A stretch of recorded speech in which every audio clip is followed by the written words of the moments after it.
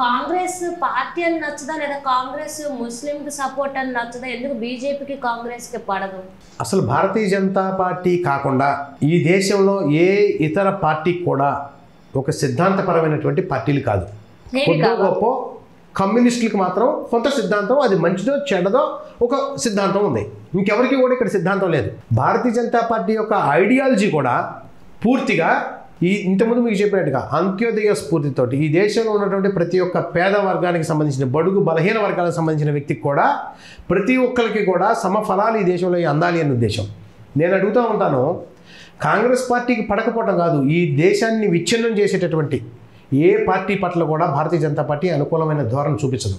ముఖ్యంగా 1947లో మనకు స్వాతంత్రం వచ్చిన తర్వాత ఆనాటి నుంచి ఈనాటి వరకు కూడా, అంటే 2014 వరకు మధ్యలో ఒక 6 సంవత్సరాలు వాజ్పేయి గారి ప్రభుత్వాన్ని తీసేస్తే మిగతా ప్రతి సందర్భంలోనూ కూడా ఈ దేశాన్ని దోచుకు తిన్నటువంటి పార్టీ కాంగ్రెస్ పార్టీ. ఈ దేశంలో అవినీతికి అరాచకానికి బీజం వేసినటువంటి పార్టీ కాంగ్రెస్ పార్టీ.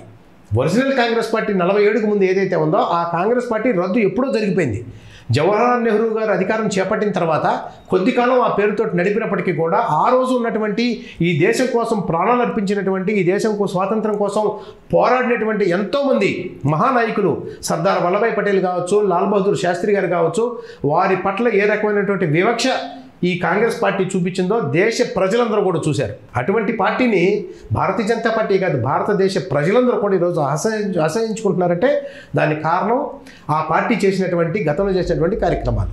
మరీ ముఖ్యంగా మనం చెప్పుకుంటే 47 నుంచి మనం చూస్తే భారతదేశం పురోగతి ఏ రకంగా ఉంది, వారు గతంలో ఉన్నప్పుడు ఈ దేశ అభివృద్ధి కోసం వాళ్ళు చేసినటువంటి పనులేంటి, ఇవాళ 2014 నుంచి కేవలం 9 సంవత్సరాలు 9.5 సంవత్సరాల కాలంలో భారతదేశం యొక్క ఆర్థిక స్థితి, ఇక్కడ ఉన్నటువంటి ప్రజల యొక్క జీవితాలు ఏ రకంగా మెరుగు చెందాయి, వీటన్నిటినీ దృష్టిలో పెట్టుకొని భారతీయ జనతా పార్టీని ప్రజలందరూ కూడా సమర్థిస్తూ ఉన్నారు.